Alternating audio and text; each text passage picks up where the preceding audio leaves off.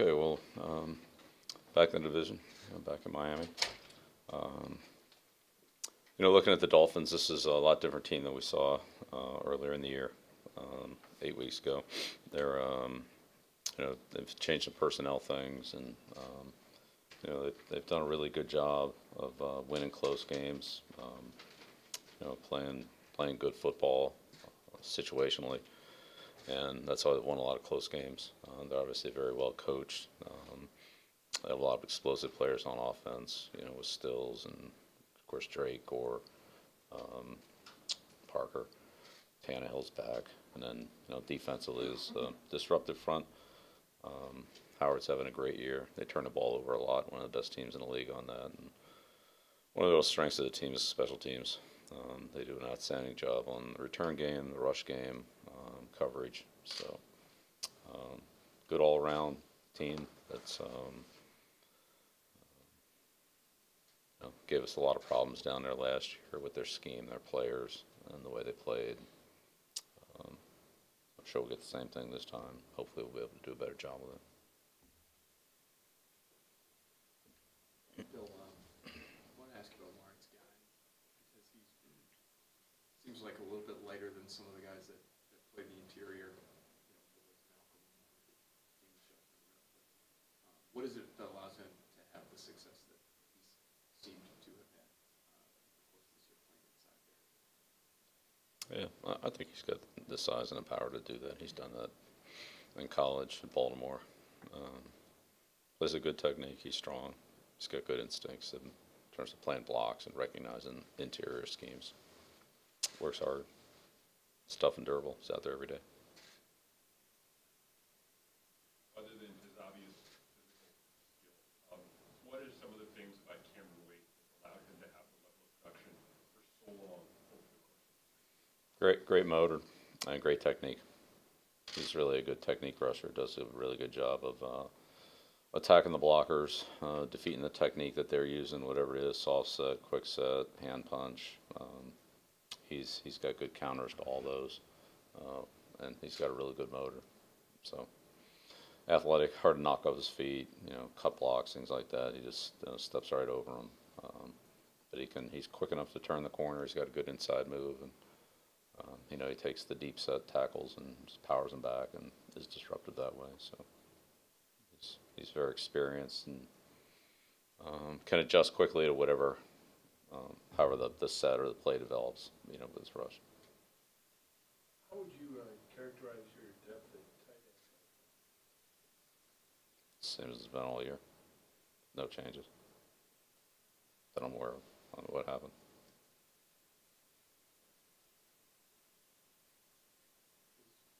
Can you count on Gronkowski every week? I don't think there's anyone on the injury report last week. You mentioned the Dolphins special teams with Coach Rizzi there. What does he do? Is it scheme? Yeah, they're good at everything. Yeah. Obviously they lost Grant, but Drake on kickoffs, and if he Stills back there, obviously he's an explosive player on punts. They have a good rush scheme, punts and field goals. Even a lot of forces on their punt returns are tough with Perry, Bolden. They do a good job of covering. They could play good situational football. Pretty much every week they do a good job. They rush a lot, probably more than any team in the league. Yeah, it's almost all rushes. It's not all rushes, but 70%, whatever it is, it's high. Last couple of weeks with McClellan and Humber sort of getting in there on that unit for you guys. How's that? Are you happy with the progress that you've made there? I guess, yeah. We'll find out this week. Yeah, we'll get challenged this week. But both those guys have experience, and I think they've been okay. But this, be a different story this week. We're going up against a real good rush group. They're quick. They're powerful off the ball. They've had a lot of success. They blocked 3 or 4 punts this year. Might not show up in the stats because the ball crossed the line of scrimmage, but they hit them. So. Bill, you talked about how much the Dolphins have changed since the the last time you saw them. When you look at the Miami film from earlier in the year, how much do you balance trying to look at that game and look for tendencies versus trying to figure out what Miami did in that game and try to counteract, try to change things up from what they did last time? Yeah, well, we'll see how much they do from that game. I think it'll be a different game. It certainly was when we played down there last year. They had a totally different game plan. So we'll see. Look, Adam does a really good job. He's an excellent game plan coach, as is their entire staff. So whatever we get, we get. I think it'll be hard to sit here today and say this is what it's going to be because there's too many variables. I don't know what they're going to do. Is there any way for you to simulate the humidity that they're gonna feel down there when they get there? Look, it is what it is out there. So whatever it is, it is. Do you bring up your team's defensive history in Miami at all with players this year because of what you talked about? Well, definitely look at last year's game. I mean, that's, it's as close as we can get. Does Robert play different on the opposite side? Yeah, like as good edge rush as anybody in the league. Those guys are very, very explosive. And they play hard. They both have great motors. Again, they can hit the edge. They can come inside. They're good on games. They can turn speed into power. So it's tough matchups. They're really good out there. So on that same line of special teams, how good have Matt Hawk been for them, especially getting the ball inside that 20 yard line? Yeah, he's done a solid job for him. He's got a good leg. He hit some big balls. He hit some, I mean, he hit some plenty of good ones. Say consistency could be improved, but I say that about every kicker. What's gone into the decision to keep Duke Dawson inactive after returning from IR? We're trying to win games. Other than that, nothing. How's he progressing in terms of learning the system? He's doing well. Yeah. Ron, Stephon, Jason all seemed pretty excited after JC's performance on Sunday. How much of the veteran defensive backs just taking him under their wing? A lot, yeah. They've done a really good job with him. A lot of communication with the corners and the safeties, depending on what the setup is, who's involved there.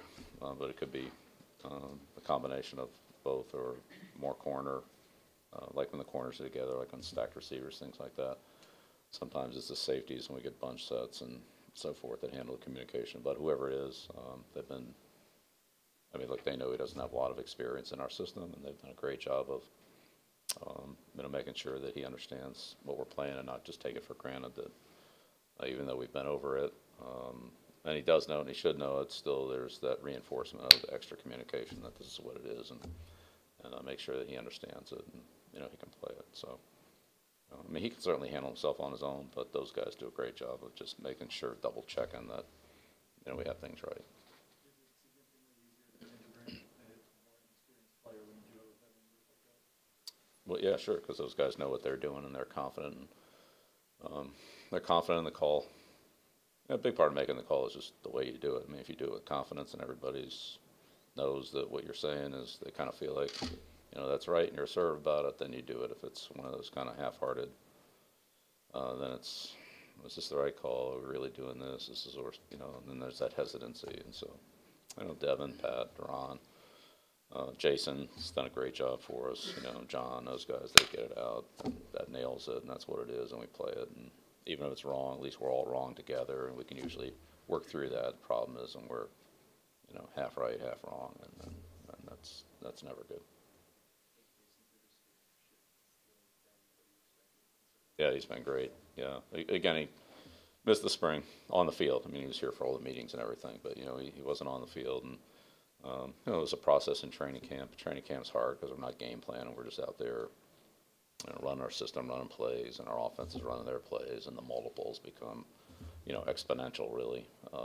When you get into a game plan, it comes down a little bit, and then there's some specific things that we're going to do this against that, and we're going to check this against something else. And he's very good at that, applying the game plan and applying the rules that we have. And when there's some gray area, he can be decisive and make a decision that this is what it's going to be. And again, as long as we're decisive and clear, even if it's not the perfect thing, if we're all doing the same thing, then we can be competitive. Do you look back at the value of that trade for Jason, getting him at the salary he's at, and the value that you gave up? He's been a great addition to the team. Yeah, no question. He's been a great addition to our team. How has James Devlin evolved as not only a player but a leader, coming in as a practice squad guy years ago? He's just earned everybody's respect by his daily performance. Nobody grinds it out harder than James does, whether it's offensively or in the kicking game. Preparation, training in the weight room.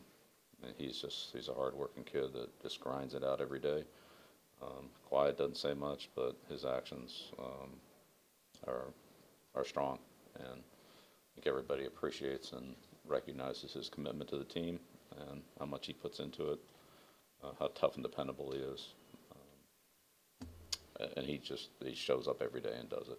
I mean, you can count on it. You can set your watch on it.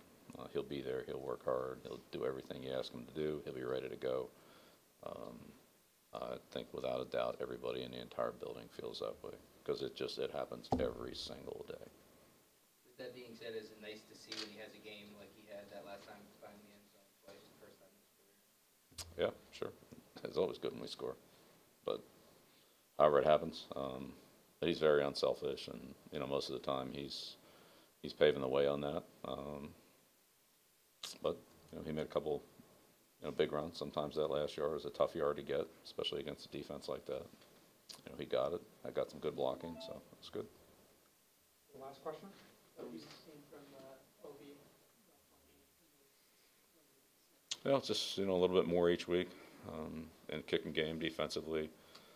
At this point in the season, it's not the easiest thing. We have a lot of packages in on defense and different groups, sometimes the rules or calls within each group, and that can run together a little bit. Same thing in the kicking game. There are multiples that we've accumulated over the course of the year, and you come in the middle of the season, and you're not really having the building blocks that you would have in the beginning of the season. You just kind of get a lot of information. But he's smart. He can sort it out, and just needs more reps and more time on the field, more plays, more experience, but he's coming along.